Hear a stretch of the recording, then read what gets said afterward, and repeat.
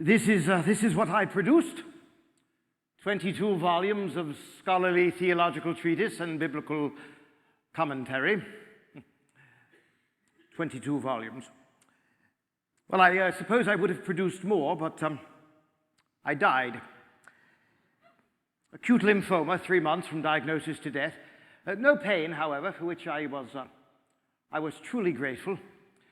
I remember trying to comfort my wife during those 3 months. I never was very good at that sort of thing. I remember telling my wife, well, at least now I'll be able to test my biblical hypotheses about heaven against the absolute. She didn't find that very comforting. It was quite a gentle passing, actually. One moment, I was lying in a hospital bed, looking up at my wife, tears streaming down her face. And the next moment, strangely enough, I found myself completely well, standing and staring at a row of books. I sort of looked around, and I realized I was surrounded by millions of books. And I thought to myself, my goodness, surrounded by books, this is heaven. I could have danced. Although I'm a Presbyterian, we don't do that sort of thing, but I began to look at one volume and then another in this immense library, when all of a sudden I heard this bell ringing, like a school bell ringing from off amongst the stacks somewhere, and, well, out of curiosity, I followed the sound of the bell to this gigantic opening where the stacks of books sort of radiated out like spokes on some gigantic wheel. Well, in the center of this circular opening, there was a gigantic braided rug. And there were people sort of gathering from all amongst the stacks, sort of milling on this braided rug. Well, in the center of the rug, there was a woman. She was vigorously ringing this handbell, and she seemed to have some authority. The woman spoke. She said, everyone, quiet, please. Quiet and gather. And I looked across the way. Coming out from amongst one of the stacks was this fellow, a long-departed colleague of mine from seminary. He was quite liberal. I was surprised to see him. But I sort of scanned the stacks. I saw several other departed colleagues. And then, coming out from one of the stacks, I saw this fellow who bore a remarkable resemblance to a picture of John Calvin. Strangely enough, this man was striding arm in arm with another man who looked just like John Wesley. And I thought, my goodness, this is heaven. They've reconciled. I fully expected to see, Martin Luther sharing a pint with some pope or something. I realized all of these people gathering on this braided rug were serious biblical scholars, theologians, and yet here they were sort of milling around, and then some of them were sitting cross-legged on this rug like children, waiting for story time in some local library.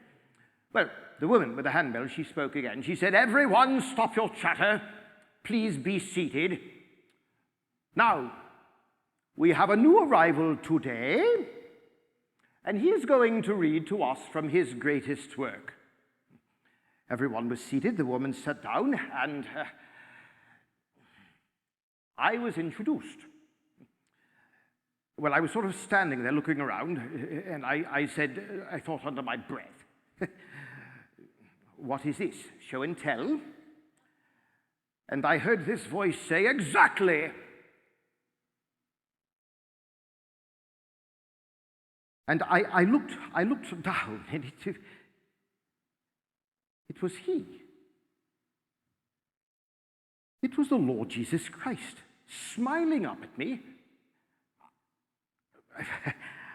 I said to him, Lord Jesus,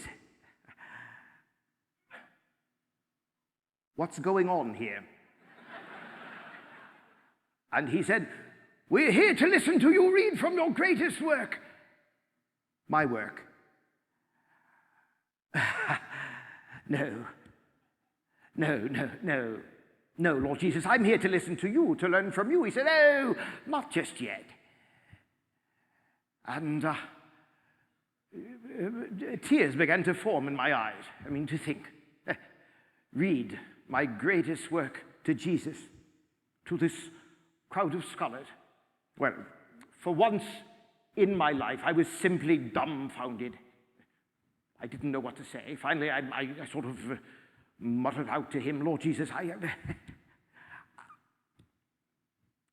don't know which work to choose. Please, you must choose the volume for me." And his head fell back, and he laughed this infectious laugh. And he turned to the woman with a handbell. He said to her, "Mabel, ask that the work of this fellow be passed forward." And the woman with the handbell, Mabel, she turned to a fellow behind her, he to a fellow behind him. And I stood there trying to think to myself, my goodness, my greatest work. What could it possibly be? Well, my commentary on Leviticus was especially strong. No, of course. Yes, that's it. My comparative analysis of the Essenes during the intertestamental period. Yes, that was sterling. It went to 2 printings. And finally, the work began to be passed forward, hand over hand, like a toy boat being pushed by a wave. It was handed to the woman with a handbell, Mabel. She handed it to Jesus.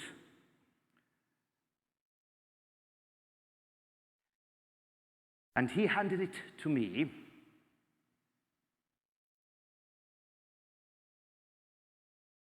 And it was a single sheet of paper. A corner missing, the scroll of my handwriting, barely legible.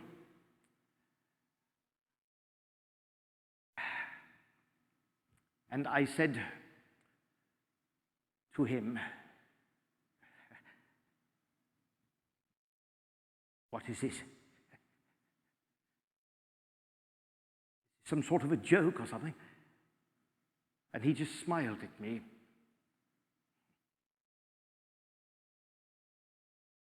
And I wadded up the paper, and I threw it at his feet. I said, "I'm not going to read this." What, this is heaven? Humiliation? And he said, "Oh, no, not humiliation. You wrote this yourself, remember? Please read it to us." And the crowd murmured, "Yes." And the tears in my eyes were burning. And he handed me the sheet of paper, which he had carefully flattened out again. I stood there in my shame, in my anger, in pity for myself, feeling so all alone. I surrendered yet again.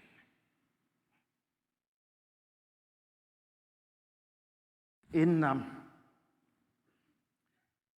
my hand, I held a poem which I had written for my daughters. Early one morning, my 2 daughters timidly knocked on the door of my study where I'd spent a night working on yet another volume. When I opened my study door, my littlest one, Beth, she looked up at me. She said, "Papa, would you please write for us a poem which we may take with us to Sunday school?" Well, this is what I wrote.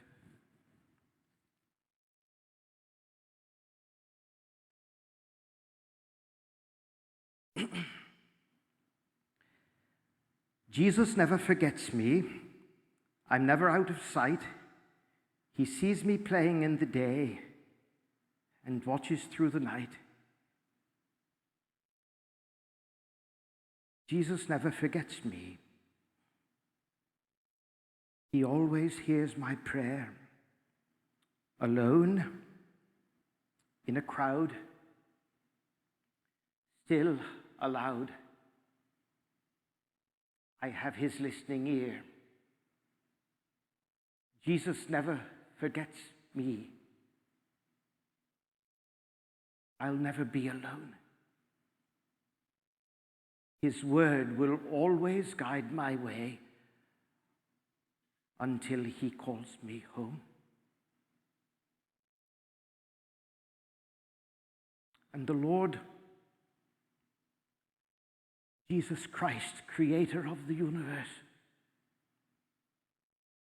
stood up and he solemnly shook my hand. And I thought of all the years of study, of work, of tedium. And I said to him, Lord Jesus,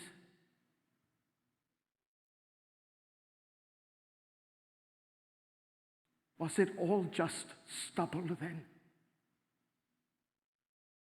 And he said, did it help you? Did it help others get closer to me? I hoped it did, I said. Good, he said. Did you enjoy it?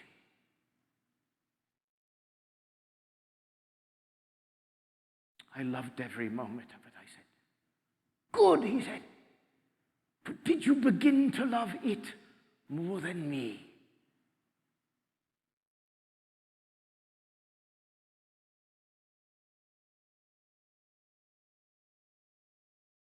You know, Lord. You know everything. You know I did begin to.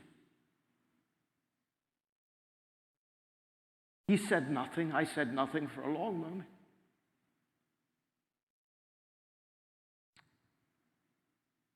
And finally I said to him, Lord Jesus, could you please forgive me? I am such an educated fool. Would you please forgive me? And he sort of tousled my hair. He said, you have my word on it.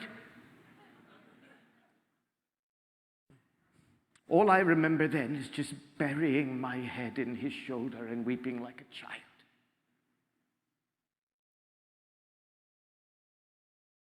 And all of a sudden, there was this tremendous thunderstorm, and I looked up. It was no thunderstorm. The entire assembly had risen to their feet, yelling, encore!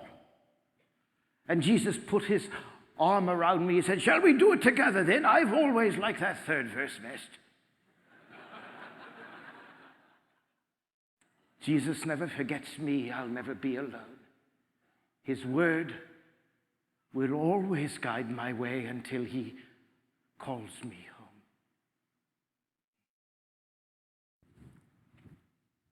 And as the crowd sat down, Jesus asked me to help him pass out the milk and the cookies.